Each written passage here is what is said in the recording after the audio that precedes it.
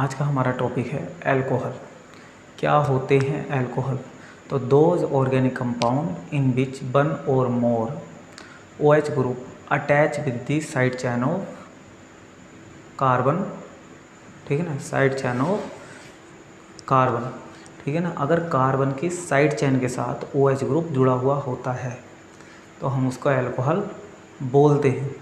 तो अल्कोहल का functional group क्या है, ठीक है ना, अल्कोहल का फंक्शनल ग्रुप। तो फंक्शनल ग्रुप क्या है? OH है। अभी मैंने आपको बताया क्या है, OH है। अगर OH साइड चैन के साथ, OH साइड चैन के साथ जुड़ा हुआ होता है, एग्जाम्पल जैसे CH3OH या जैसे CH3CH2OH, ठीक। तो ये जो इसकी साइड चैन है, जहाँ लिखा हुआ है CH3, जहाँ लिखा हुआ है CH3, तो CH3 के अंदर हम ये देखेंगे कि CH3 है क्या। तो CH3 होता है एल्किल ग्रुप। क्या होता है? Alkyl group. देखो, यदि आप एल्केन से एक हाइड्रोजन रिमूव कर देते हैं तो बना ग्रुप एल्किल कहलाता है। जैसे CH4 से यदि आप एक हाइड्रोजन रिमूव कर देंगे तो बना ग्रुप क्या होगा? मिथाइल। अगर ये मैथेन है, यदि ये मैथेन है तो ये क्या है? मिथाइल है। तो एन हट जाता है, एल आ जाता है, ठीक। इतनी बात आती है समझ में। इतना जो समझने के बाद कि ये क्या है, एल्किल ग्रुप है, हम इसे क्या लिख सकते हैं? R। ये फंक्शनल ग्रुप है कौन? OH। हम लिख सकते हैं OH। ये भी क्या है? एल्किल ग्रुप है R। ये क्या है? फंक्शन ग्रुप है OH, ठीक। तो इसका जर्नल फॉर्मूला जो हो गया वो ROH। क्या हुआ? ROH। अब बात आती है अल्कोहल के क्लासिफिकेशन की, ठीक है ना। अल्कोहल को किस प्रकार हम क्लासिफाई कर सकते हैं? तो on the basis of number of OH group, ठीक है ना। OH ग्रुप के नंबर के अकॉर्डिंग भी हम इसे क्लासिफाई कर सकते हैं। दूसरा, on the basis of hybridisation या on the basis of number of carbon atom, कि कार्बन एटम के साथ डायरेक्ट OH ग्रुप अटैच है, उसके अकॉर्डिंग भी हम इसे क्लासिफाई कर सकते हैं। तो मैंने सबसे पहले जो इसके अंदर लिखा वो लिखा on the basis of number of OH group. तो OH ग्रुप के अकॉर्डिंग ये कितने प्रकार के होंगे? तो OH ग्रुप के according monohydric alcohol, dihydric alcohol, trihydric alcohol और पॉलीहाइड्रिक अल्कोहल, ठीक है ना। तो मोनोहाइड्रिक अल्कोहल किन्हें बोला जाएगा, डाईहाइड्रिक अल्कोहल किन्हें बोला जाएगा? तो आप देखेंगे तो मोनोहाइड्रिक अल्कोहल, तो क्या लिखा हुआ? Monohydric containing one OH group. अगर कभी अल्कोहल के पास क्या है, एक OH ग्रुप है तो वो बोला जाएगा मोनोहाइड्रिक अल्कोहल। अगर दो ग्रुप जुड़े हुए हैं तो क्या बोला जाएगा? Dihydric alcohol. अगर तीन OH ग्रुप जुड़े हुए हैं तो क्या बोला जाएगा? Trihydric alcohol. अगर चार OH ग्रुप जुड़े हुए हैं तो क्या बोला जाएगा? Polyhydric alcohol. तो एक बार देख लेते हैं कि मोनोहाइड्रिक अल्कोहल तो containing one OH group, dihydric alcohol तो कंटेनिंग टू OH ग्रुप, आगे लिखा हुआ है जो ट्राईहाइड्रिक अल्कोहल तो कंटेनिंग 3 OH ग्रुप। तो इसके अंदर पॉलीहाइड्रिक अल्कोहल हो गया containing more than 3 OH group, more than 3 OH group. अब इनके एग्जाम्पल देखते हैं,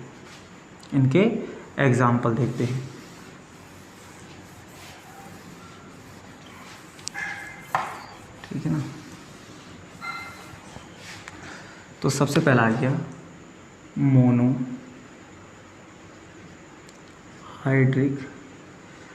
अल्कोहल। तो इसका एग्जाम्पल क्या हो जाएगा? CH3 single bond OH, methyl alcohol. ये लिखा हुआ है CH3 CH2OH, क्या नाम हो गया? Ethyl alcohol. लिखा हुआ है CH3 CH2OH CH 3CH2CH2OH, तो क्या नाम हो गया? Propyl alcohol. ठीक, अगर मैं इसको भी लिख देता हूँ CH3CH3CHOH, तो भी ये क्या है? ये मोनोहाइड्रिक एल्कोहल है। ठीक है ना? क्या बोला जाएगा? Monohydric alcohol. और भी एग्जाम्पल दे सकते हैं, देखो CH3CH3CH3COH, अब भी क्या है? Monohydric alcohol. इसका नाम क्या हो गया? Monohydric alcohol. आप नोट्स बनाना चाहें तो नोट्स भी बना सकते हैं। इसके बाद कौन हो जाता है? Dihydric alcohol. तो कौन होते हैं डाईहाइड्रिक एल्कोहल?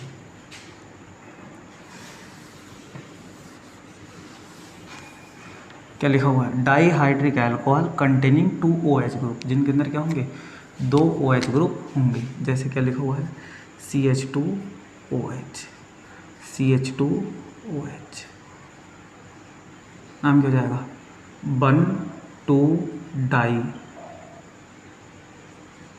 एथेनॉल, या 1,2-एथेन डाइओल, 1,2-एथेन डाइओल। ठीक, ऐसे ही और हम क्या लिख सकते हैं? CH3CHOH CH2OH, 1 2 3 4, 1 2 3 4, यानी 4 करेंगे। अब भी क्या है? डाईहाइड्रिक एल्कोहल है। ये इम्पोर्टेंट है, इसका नाम ग्लाइकोल है, ग्लाइकोल। ठीक है, इसका नाम क्या है? ग्लाइकोल है। अब बात आ जाती है ट्राईहाइड्रिक एल्कोहल। तो ट्राईहाइड्रिक एल्कोहल कौन होते हैं? तो ट्राईहाइड्रिक एल्कोहल जिनके अंदर CH2OH, ग्लीसरीन, ठीक है ना, OH और CH2OH, तो नाम क्या हो जाएगा? 1 2 3 ट्राई प्रोपे, जो हो जाएगा? जो प्रोपेनोल, इसका नाम क्या हो जाएगा? 1 2 3, देखो 1 नंबर पे है, 2 नंबर पे है और 3 नंबर पे है, ग्लाइकोल। इससे पहले वाले का नाम क्या था? ग्लाइकोल। इसका नाम हो जाएगा ग्लीसरीन, GLYCRIN, ग्लीसरीन। इतनी बात हमें समझ में आई। इसका नाम क्या हो जाएगा? ग्लीसरीन। इतनी बात जो समझने के बाद फर्दर क्लासीफाई किया गया, ठीक है ना, फर्दर जो एक चीज़ और बतलाते हैं कि लिखा हुआ है पॉलीहाइड्रिक एल्कोहल। तो पॉलीहाइड्रिक जिसके अंदर क्या होंगे? 3 से ज़्यादा OH ग्रुप। अगर 3 से ज़्यादा OH ग्रुप हो जाते हैं तो वो पॉलीहाइड्रिक एल्कोहल बोले जाते हैं। अब बात आती है कि मोनोहाइड्रिक एल्कोहल को फर्दर क्लासीफाई किया गया। मोनोहाइड्रिक एल्कोहल को फर्दर जो क्लासीफाई किया गया 1 डिग्री, 2 डिग्री और 3 डिग्री। 1 डिग्री को बोलते हैं प्राइमरी एल्कोहल, 2 डिग्री को बोलते हैं सेकेंडरी एल्कोहल और 3 डिग्री को बोलते हैं टर्सरी एल्कोहल। ठीक, तो देखेंगे मोनोहाइड्रिक एल्कोहल हो जाएगा। मोनोहाइड्रिक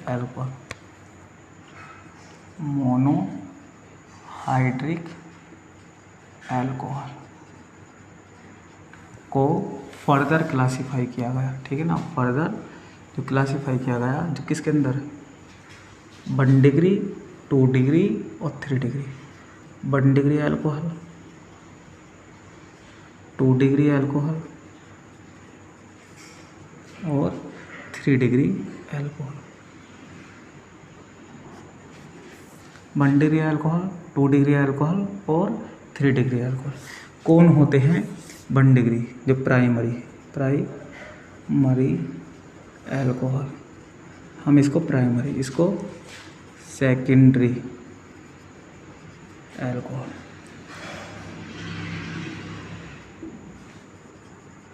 टर्सरी एल्कोहल, जो प्राइमरी एल्कोहल, ठीक है ना, और सेकेंडरी एल्कोहल, और तीसरा हो जाएगा जो टर्सरी एल्कोहल। अब एग्जाम्पल देखते हैं इसका प्राइमरी एल्कोहल का, यानी 1 डिग्री एल्कोहल का। तो लिखा हुआ है, मैं आपको इसके अंदर बताता हूँ कि CH3 single bond CH2 OH लिखा हुआ है। तो आपको ये देखना है कि OH ग्रुप जिस कार्बन से अटैच है वो डायरेक्ट कितने कार्बनों से अटैच है। तो यहाँ पे कितने कार्बन से अटैच है, जब 1 से है तो क्या हो गया 1 डिग्री। अगर मैं लिख देता हूँ CH3 CH, ठीक है ना, CH2 OH। अब बताओ अब कितने कार्बन से अटैच है, 1 2 3 4 है नहीं, इसकी बैलेंस चेक 1 2 की कार्बन की बैलेंस 4। तो OH ग्रुप जिस कार्बन से अटैच है वो डायरेक्ट एक कार्बन से अटैच है, तो हम इसको बोलेंगे 1 डिग्री, ठीक। अब आ जाते हैं 2 डिग्री पर, CH3 CHOH। तो OH ग्रुप जिस कार्बन से अटैच है वो डायरेक्ट 2 कार्बन से अटैच है, तो हम इसको बोलेंगे 2nd डिग्री। और भी एग्जाम्पल दे सकते हैं, CH3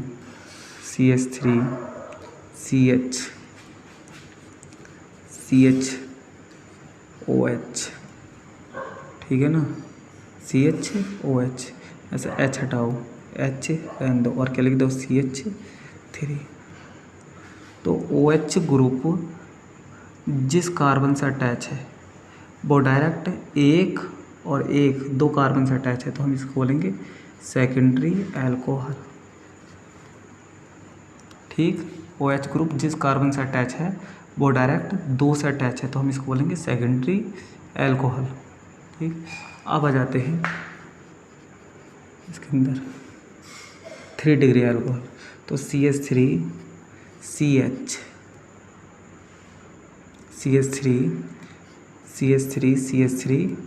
OH। OH ग्रुप जिस कार्बन से अटैच है वो डायरेक्ट अटैच कितने से, 3 से, तो हम इसको बोलेंगे 3 डिग्री एल्कोहल। तो आपने ये जाना कि एल्कोहल का क्लासिफिकेशन 2 तरीके से किया जा सकता है। कौन कौन से तरीके से, on the basis of number of OH group के नंबर के आधार पर, on the basis of number of OH group के नंबर के आधार पर, ठीक है ना। कि अगर OH ग्रुप 1 है तो वो मोनोहाइड्रिक एल्कोहल, 2 हैं डाईहाइड्रिक एल्कोहल और 3 हैं तो ट्राईहाइड्रिक एल्कोहल बोले जाएंगे। इसके बाद मोनोहाइड्रिक एल्कोहल को फर्दर क्लासीफाई किया गया किसके अंदर, 1 डिग्री 2 डिग्री और 3 डिग्री के अंदर। अगर OH ग्रुप जिस कार्बन से अटैच होता है वो डायरेक्ट एक कार्बन के साथ अटैच होता है तो हम उसको बोलते हैं 1 डिग्री। अगर OH ग्रुप जिस कार्बन के साथ अटैच होता है वो डायरेक्ट 2 के साथ अटैच है तो हम उसको बोलेंगे 2 डिग्री। OH ग्रुप जिस कार्बन के साथ अटैच है वो डायरेक्ट 3 के साथ अटैच होता है तो हम उसको बोलते हैं 3 डिग्री, ठीक। आज का हमारा टॉपिक है ल्यूकास रीजेंट के द्वारा primary secondary and tertiary alcohol का आइडेंटिफिकेशन हम किस प्रकार करेंगे, या use to distinguish Lucas reagent को किस प्रकार प्राइमरी सेकेंडरी टर्सरी अल्कोहल का विभेद करने में हम यूज करते हैं। अब बात आती है इसके अंदर ल्यूकास रीजेंट कौन, ठीक है ना। 1:1 में यदि आपने ZnCl2 एनहाइड्रस मतलब बिना जल का ZnCl2 का और कंसनट्रेटेड HCl यूज किया, इन दोनों का मिक्सचर ही क्या कहलाता है, 1:1 का ल्यूकास रीजेंट कहलाता है। ल्यूकास रीजेंट को कहाँ यूज करते हैं, डिस्टिंग्विश करने के अंदर primary secondary and tertiary alcohol का, या आइडेंटिफिकेशन करने में। तो अब इसका आइडेंटिफिकेशन किस प्रकार हम करेंगे देखेंगे कि ये मेरे पास 3 बिगर है, मुझे नहीं पता कि किसके अंदर प्राइमरी है, किसके अंदर सेकेंडरी है और किसके अंदर जो क्या है, टर्सरी अल्कोहल है। तो मैंने पहले बीकर में जैसे ही क्या डाला, Zn एनहाइड्रस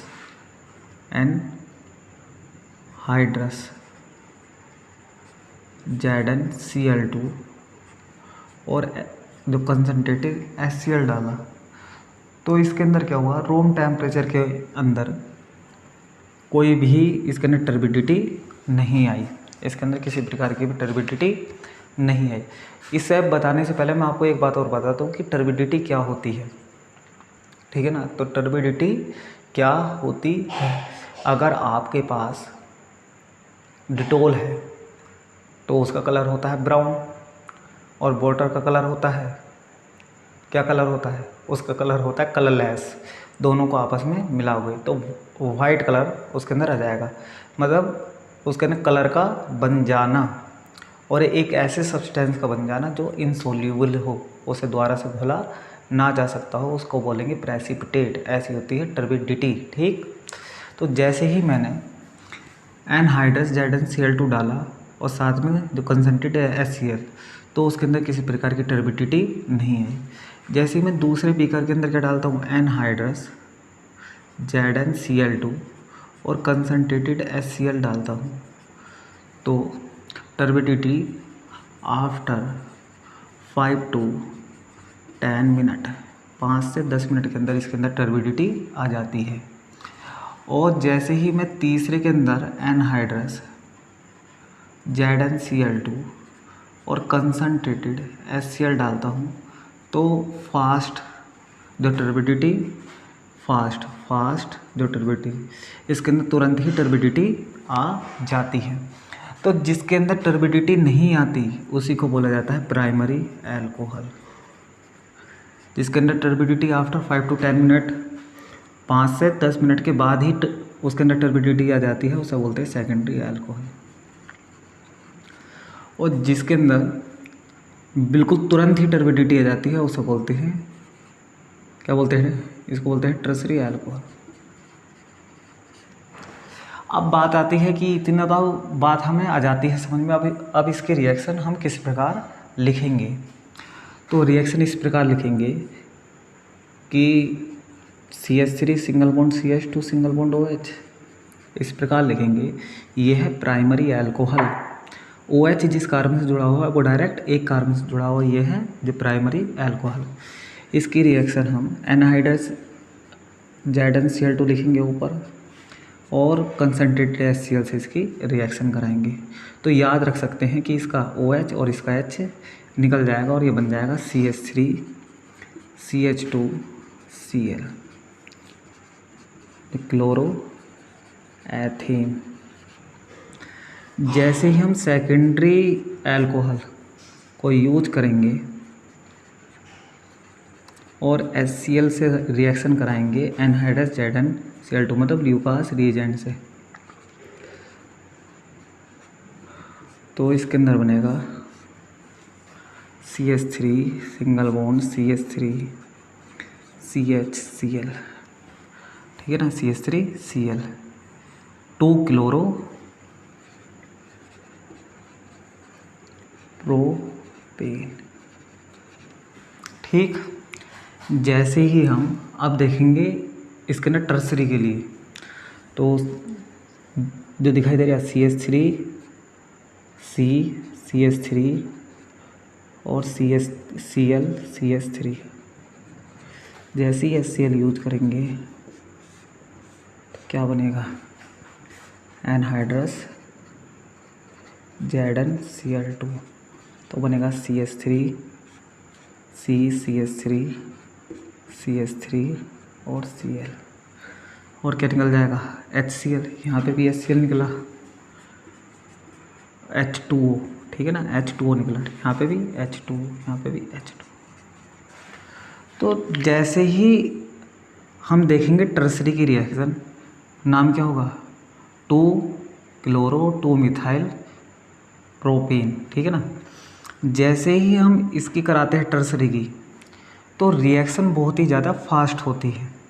जैसे ही हम सेकेंडरी की कराते हैं तो 5 से 10 मिनट लगते हैं, और जैसे ही प्राइमरी अल्कोहल की रिएक्शन कराते हैं तो ये फास्ट हो जाती है। देखो अगर आपने ऑर्गेनिक के अंदर इफेक्ट पढ़ेंगे, इंडक्टिव इफेक्ट, ठीक है ना, तो इंडक्टिव इफेक्ट के द्वारा भी इसका पता लगाया जा सकता है कि कौन सी रिएक्शन फास्ट हुई है, यानी कौन सी रिएक्शन फास्ट होगी और कौन सी स्लो होगी, ठीक है ना, कि कहाँ इसके अंदर कौन से ग्रुप इलेक्ट्रॉन डोनर है, ठीक है, कौन इलेक्ट्रॉन को खींचने वाले ग्रुप है, उसके द्वारा इसको देखा जा सकता है। तो मैं कभी वीडियो बनाऊंगा इंडक्टिव इफेक्ट के ऊपर, तो वहाँ मैं इसी चीज़ को द्वारा आपको समझाऊंगा। फ़िलहाल के लिए आप ये देखें कि अगर आपने प्राइमरी अल्कोहल के अंदर ल्यूकास रिएजेंट डालते हैं तो उसके अंदर नो टर्बिडिटी, किसी प्रकार की टर्बिडिटी नहीं आती। अगर आप सेकेंडरी के अंदर डालते हैं तो आफ्टर 5 to 10 मिनट, ठीक है ना, 5 से 10 मिनट बाद उसके अंदर टर्बिडिटी आ जाएगी। और जैसे ही आप डालेंगे इसके अंदर टर्सरी के अंदर, तो इसके अंदर तुरंत ही जो क्या आ जाती है, इसके अंदर टर्बिडिटी आ जाती है। ये इसके रिएक्शन लिखने का हो गया, नोट कर लेंगे।